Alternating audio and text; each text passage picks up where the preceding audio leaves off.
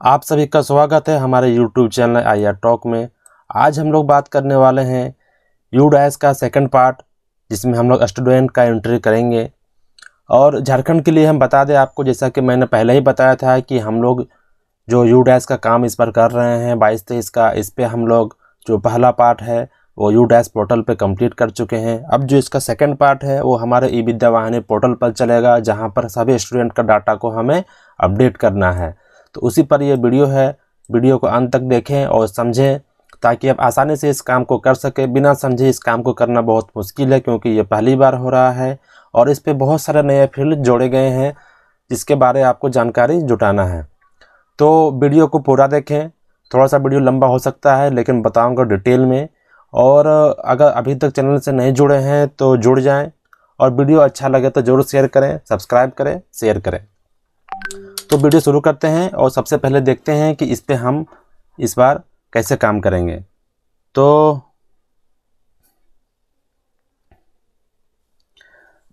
इसके लिए मैं आपको दो डॉक्यूमेंट यहाँ पर डिस्क्रिप्शन में दूंगा। एक इसका DCF मीन्स कि इस DCF में क्या क्या आंकड़ा आपको चाहिए, आप इसे प्रिंट करा सकते हैं, ले सकते हैं। ऑप्शन यहाँ पर दिखेगा आपको। तो ये DCF मैं डिस्क्रिप्शन में डाल दूंगा, वहाँ से आप डाउनलोड कर सकते हैं। और दूसरा एक और डॉक्यूमेंट दूंगा कि जिसमें जो आंकड़े मांगे गए हैं उसके बारे जो मैनुअल है, उसमें जो जो आंकड़ा मांगा गया है उसका डिस्क्रिप्शन कि उसमें क्या चाहिए, क्या चाहता है ये फील्ड हमसे, वहाँ पे क्या भरना है, इसके बारे में डिटेल में जानना है तो इसका रेफरेंस आप ले सकते हैं। ये दो डॉक्यूमेंट मैं दे दूंगा। अब शुरू करते हैं वीडियो को। और फटाफट, आपको पता है कि हम लोग ई विद्या वाहिनी में HDMS का काम वेब लॉगिन से करते हैं। तो ये जो चाइल्ड यूडैश मैंडेटरी फील्ड है, इसका काम भी यहीं से होगा, यहीं पर इसका मॉड्यूल दिया गया है। तो आप लॉगिन करते हैं, स्कूल लॉगिन, यहाँ पर अपना डैश कोड और पासवर्ड डालें और लॉगिन कर लें। तो हमने लॉगिन कर लिया है। अब यहाँ पर आप देखेंगे कि जैसा कि हम HDMS का काम स्टूडेंट एक्टिविटी के अंदर जो मॉड्यूल है उससे करते हैं, तो यहाँ पर एक नया मॉड्यूल जोड़ा गया है, चाइल्ड यूडैश मैंडेटरी फील्ड। ये चाइल्ड यूडैश मैंडेटरी फील्ड जो मॉड्यूल है, इसी मॉड्यूल से हमारा काम होगा। ये जो यूडैश का एडिशनल फील्ड है, यहीं से हमारा नामांकन जाएगा यूडैश पे। तो इस पे हम क्लिक करते हैं। तो आप देखेंगे यहाँ पर हमें क्लास एंड सेक्शन चुनने का ऑप्शन दे रहा है। तो हम क्लास चुन लेते हैं। उसके बाद सेक्शन, आप अगर सेक्शन वाइज किए हुए हैं, ज़्यादा सेक्शन है आपके पास ABCDE, तो आप चुने। नहीं तो आप अगर ऐसे भी सर्च करेंगे तो जितने बच्चे क्लास 9 में हैं आपको यहाँ पर दिखेंगे। ये दिखने के बाद आपको क्या करना है, इसके बाद आपको जो बेसिक डिटेल है यहाँ पर आपको दिख रहा है। इसमें एक ध्यान देने वाली बात ये है कि जब तक आपका 21-22 फ्रिज नहीं रहेगा ये मॉड्यूल काम नहीं करेगा। 21-22 फ्रिज होगा, आप 22-23 पे रहेंगे तब ये काम आपका करेगा। तो जितने बच्चे 22-23 में हैं, आप स्टूडेंट प्रोग्रेशन का पेज देख सकते हैं। ये स्टूडेंट प्रोग्रेशन का जो पेज है, यहाँ पर आप देखेंगे तो यहाँ पे दिखेगा कि इसने 21-22 तक फ्रिज कर चुका है, ये 22-23 में है। तो जो बच्चे आपको यहाँ पे दिख रहे हैं टोटल नामांकन में, यही संख्या आपको इस मॉड्यूल के क्लास में आपको दिखेंगे। तो इस बात का यहाँ पे ध्यान दें कि इसमें अगर कोई बच्चा अगर नहीं दिख रहा है तो आप नया नामांकन का पेज नीचे है, नया नामांकन का पेज से उसे आप जोड़ सकते हैं। और कोई ऐसा बच्चा आपको दिख रहा है जो कि नहीं होना चाहिए, तो उसे या तो आप मिड सेशन ट्रांसफर मॉड्यूल से हटा दें, या तो फिर से अनफ्रिज करके उसे ड्रॉप आउट या मूव टू अदर स्कूल कर दें। मतलब आपको जोड़ना या घटाना है, हटाना है तो आप वो भी कर सकते हैं। नया जोड़ना है तो आप यहाँ से कर सकते हैं। तो आप देख लें लिस्ट में आपको किस प्रकार के बच्चे दिख रहे हैं। तो चलते हैं अपने मॉड्यूल पे। पहले हमने क्लास 9 चुना, सर्च किया। सर्च किया, हमारे बच्चे दिख रहे हैं। Student ID, name, father name, mother name, student school name, class, section, date of birth, gender, जितना डाटा बेसिक भरा हुआ है पहले से वो दिख रहा है। हमें यहाँ पर प्लस पे क्लिक करना है और इसका फॉर्म जो भरने का शुरुआत है वो करना है मैंडेटरी फील्ड वाला। जैसे ही हम ये ओपन करेंगे, आप यहाँ देखेंगे कि पहले से ही जो एकेडमिक ईयर है हमको दिख रहा है 22-23, स्कूल का dash code, student name of the father, सारा कुछ जो बेसिक डाटा है वो दिख रहा है।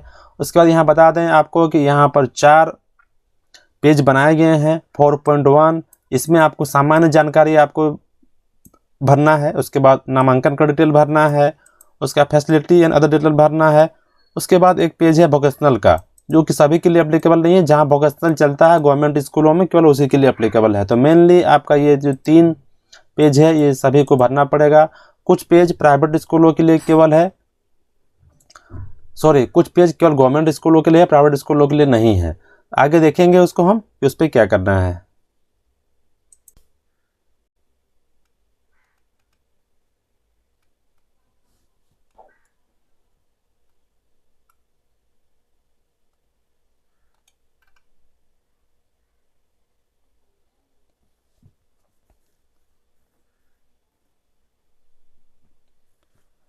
तो अब इस पेज को देखते हैं हम। यहाँ पर सबसे पहला डाटा क्या है, हमें रोल नंबर, हमें यहाँ पर रोल नंबर भरना पड़ेगा स्कूल का। रोल नंबर क्या है इसका। उसका नाम भरा हुआ है, नाम चाहे तो हम चेंज भी कर सकते हैं, एडिट भी कर सकते हैं। जेंडर है, डेट ऑफ बर्थ है, सब कॉमन चीज़ है। मदर नेम है, फादर नेम है, गार्जियन नेम भी मैंडेटरी है। इसको आप यहाँ पर जो आपका फादर नेम है उसी को यहाँ पर कॉपी करके आप डाल लें मदर नेम गार्जियन नेम में। उसका आधार नंबर बच्चे का चाहिए। उसका name of student as per Aadhaar card पर इसका किस प्रकार का नाम स्पेलिंग है वो यहाँ पे आपको डालना है। उसका आपको इसका एड्रेस भरना पड़ेगा, आप यहाँ पे उसका एड्रेस भर लें। उसके बाद पिन कोड भर लें, जो भी पिन कोड है उस बच्चे का, स्कूल का नहीं उस बच्चे का। उसका मोबाइल नंबर चाहिए स्टूडेंट पेरेंट्स से गार्जियन का। उसके बाद एक अल्टरनेटिव मोबाइल नंबर मांगा जा रहा है, ये मैंडेटरी नहीं है, ये ऑप्शनल है, चाहे तो भरे तो आप नहीं भी भर सकते हैं। उसका ईमेल आईडी चाहिए, ये भी ऑप्शनल है, ईमेल आईडी आप स्टूडेंट पेरेंट या गार्जियन का डाल सकते हैं। उसका मदर टंग बच्चे का क्या है, मातृभाषा क्या है, जो घर में वो बोलता है उसको यहाँ पर चुनने का ऑप्शन है। यहाँ पर जो भी है आप वहाँ पर उसको चुनें। सोशल कैटेगरी का ऑप्शन है। उसके बाद ये तो पहले वाला ही कॉलम है। उसके बाद अगर यहाँ पर ये कोई माइनॉरिटी बच्चा है तो उसके बारे में बताना पड़ेगा कि ये किस माइनॉरिटी ग्रुप का है। अगर BC1 चुनेंगे तो ये बताना पड़ेगा, और अगर अनरिजर्व चुनेंगे तो यहाँ पे इसे नॉट अप्लीकेबल कर दें। तो इस प्रकार से है। उसके बाद ये BPL है कि नहीं, आपको यस या नो करना है, BPL है कि नहीं। अगर BPL नहीं है तो इसे आप नो कर दें। उसके बाद है कि ये जो EWS कैटेगरी होता है या डिसएडवांटेज ग्रुप होता है, क्या ये बच्चा उस कैटेगरी का है, ये भी है या नहीं, यस या नो करना है। क्या ये बच्चा CWSN है, अगर है तो इसे यहाँ पर यस कर दें। और अगर उसके बाद अगर यस किए हैं तो बताना पड़ेगा कि ये किस टाइप का CWSN है।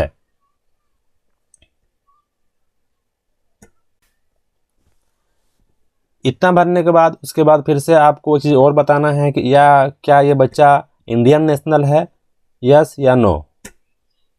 उसके बाद क्या यह बच्चा गवर्नमेंट स्कूल अगर भर रहे हैं इसको तो ये बताना पड़ेगा कि यह बच्चा क्या आउट ऑफ स्कूल के लिए आइडेंटिफाई हुआ था इस साल या पिछले साल हुआ था, तो यस करना है। जैसे ही यस करेंगे ये पूछेगा क्या ये मेन स्ट्रीमिंग हो गया, हुआ तो किस साल हुआ, इस साल हुआ कि पिछले साल, बस ये बताना है।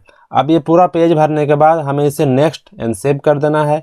जैसे ही हम नेक्स्ट एंड सेव करेंगे हम अगले पेज पे चले जाएंगे। अब देखिए 4.1 यहाँ पर अभी डिजेबल हो गया, हम 4.2 पे आ गए। एडिट हम कर सकते हैं वापस जाके, इसमें कोई दिक्कत नहीं। अगर हम चाहें तो हम पीछे जाके इसको एडिट भी कर सकते हैं बैक जाके।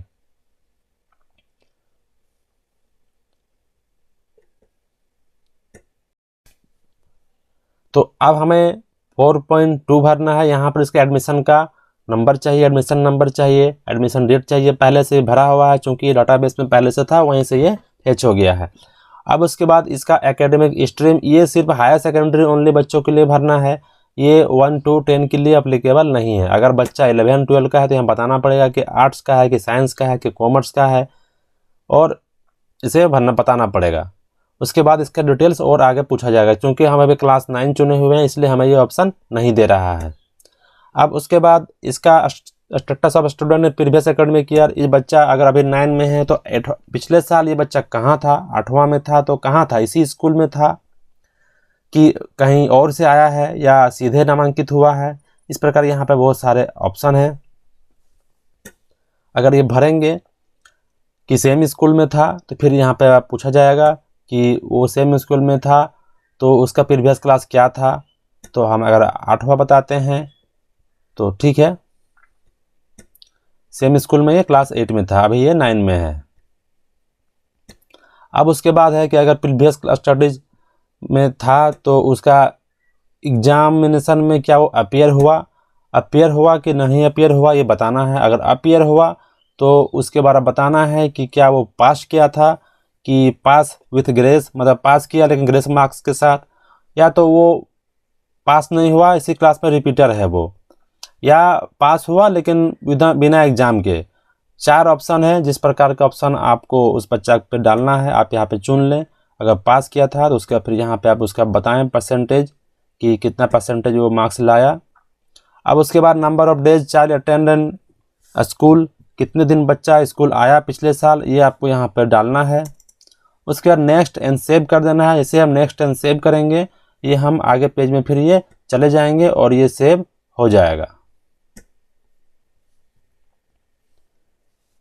पिछला डाटा सेव हो चुका है। अब हम आ चुके हैं 4.3 पे। अब यहाँ पर क्या है, ये सिर्फ गवर्नमेंट एंड गवर्नमेंट एडेड स्कूलों के लिए है ये फैसिलिटी वाला पेज। ये पूरा पेज नहीं, केवल ये फैसिलिटी वाला डाटा। इस पे पूछा जा रहा है क्या बच्चा को कोई फैसिलिटी मिला है करंट ईयर में 2022-23 में, बताना है कि उसे क्या टेक्स्ट बुक, हॉस्टल फैसिलिटी या वो सर यहाँ पे दिया हुआ ड्रॉप डाउन, यहाँ से आप देख लें, मिला है तो बताना है यस।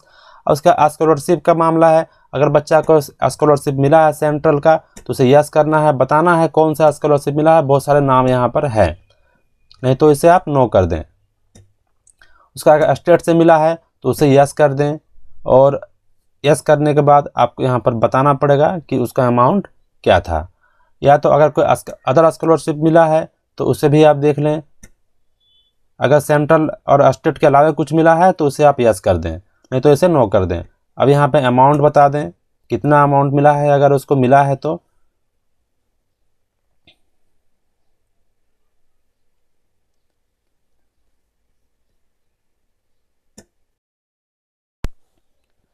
तो यहाँ पर अगर किसी भी स्कॉलरशिप में हम यस करेंगे तो हमें यहाँ पे अमाउंट बताना पड़ेगा कि कितना अमाउंट उसे मिला।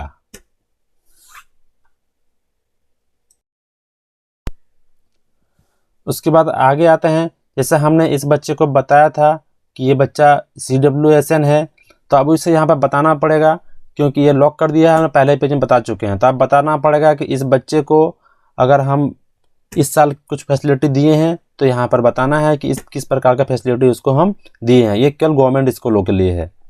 अब उसके बाद बारी आता है कुछ और क्वेश्चन का कि क्या यह बच्चा SLD के लिए आपका ये स्क्रीनिंग कभी किया गया है।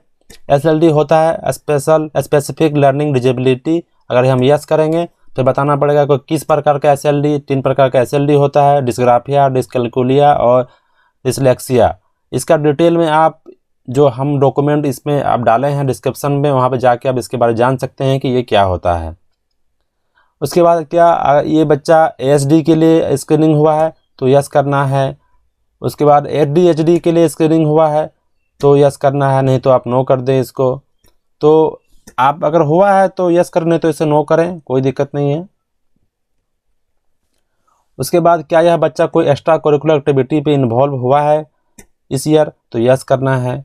उसके बाद क्या यह बच्चा जो गिफ्टेड या टैलेंटेड चाइल्ड है, आप इसे जानते हैं कि हाँ ये बहुत टैलेंटेड है, बताना है कौन से विषय में ये टैलेंटेड है। मान लीजिए लैंग्वेज में है, मैथमेटिक्स में है, 2 विषय में है, तो इसको आप यहाँ बता सकते हैं कि ये टैलेंटेड है।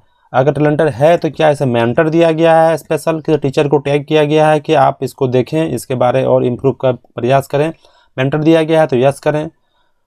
उसके बाद क्या यह बच्चा कभी कोई नर्चर कैंप में भाग लिया है, अगर यस करेंगे तो यहाँ पर पूछेगा फिर स्टेट लेवल या नेशनल लेवल किस प्रकार के नर्चर कैंप में ये भाग लिया है। उसके बाद यह बच्चा क्या किसी कंपटीशन में भाग लिया है, ओलंपियाड में या नेशनल लेवल कंपटीशन में, हम यहाँ पे यस या नो कर सकते हैं, क्वेश्चनर है ये। उसके बाद है क्या यह बच्चा कभी NCC, NSS, scout and guide के प्रोग्राम में भाग लिया है, अगर ये भाग लिया है तो इसे भी हम यस या नो करेंगे। इतना सब भरने के बाद इसे हम नेक्स्ट और सेव कर देंगे। उसके बाद अगर ये स्कूल या ये बच्चा कोई वोकेशनल कोर्स प्रोवाइड करता है, ये मेनली गवर्नमेंट स्कूलों की है, बाकी सभी स्कूलों में अगर कोई और स्कूल में चलता है, अगर प्राइवेट स्कूलों में तो यस कर सकते हैं, नहीं तो ये गवर्नमेंट स्कूल जहाँ +2 है वहाँ पर चलता है वोकेशनल कोर्स, तो उसको ये यस करे। और यस करने के बाद फिर जो इसका डाटा है अलग से कि कौन सा ट्रेड का बच्चा है, वो इस बच्चे का ट्रेड क्या है। मान लीजिए इस बच्चे का ट्रेड है रिटेल, तो उसके बारे में फिर उसका जॉब रोल क्या है, रिटेल का जॉब रोल, ये अगर ट्रेड लिया है तो रिटेल से ये 4 जॉब रोल होता है, तो मान लीजिए ये रिटेल ट्रेड एसोसिएट का जॉब रोल है इसका। उसके बाद बताना है कि यह बच्चा कितना घंटा थ्योरी में अपना लिया, उसके बाद कितना घंटा प्रैक्टिकल किया, इस प्रकार ट्रेनिंग इंडस्ट्री कितने घंटे का किया, फील्ड विजिट कितने बार किया। उसके बाद क्या यह बच्चा प्रीवियस क्लास में एग्ज़ाम में अपियर हुआ था वोकेशनल क्लास का, तो इसका रिजल्ट क्या था, अपियर एंड पास, तो उसका मार्क्स क्या था। उसके बाद ये क्या प्लेसमेंट के लिए अप्लाई किया है, तो अगर अप्लाई किया है तो क्या हुआ, अप्लाई एंड प्लेस्ड हुआ कि नहीं, कभी नहीं अप्लाई किया, कि अप्लाई बट नॉट प्लेस्ड हुआ। 3 टाइप के ऑप्शन है, अगर प्लेस्ड हुआ तो फिर उसका क्या हुआ, अप्लाई करने के बाद अप्रेंटिस मिला उसको, नहीं मिला। इस प्रकार से बहुत सारे क्वेश्चनर है, इसको भी आप भर के यहाँ पर सेव कर दें। तो इतना, क्योंकि ये वोकेशनल स्कूल नहीं इसलिए हम इसे नो कर दिए हैं। अब इतना करने के बाद यहाँ पर कर देंगे हम फाइनल सबमिट। ऐसे ही हम करेंगे, UDAS फॉर्म इज सबमिटेड का मैसेज आएगा, ये सबमिट हो गया। वापस हम आ जाएंगे उसी पेज पे जहाँ पे पहले थे, और यहाँ पर आप देखेंगे कि इस बच्चे का जो बटन है यहाँ पर ग्रीन हो चुका है, इट मीन्स कि इसका डाटा सबमिट हो चुका है। हम दोबारा चाहे तो इस पर क्लिक करके हम एडिट कर सकते हैं, कोई इशू नहीं है।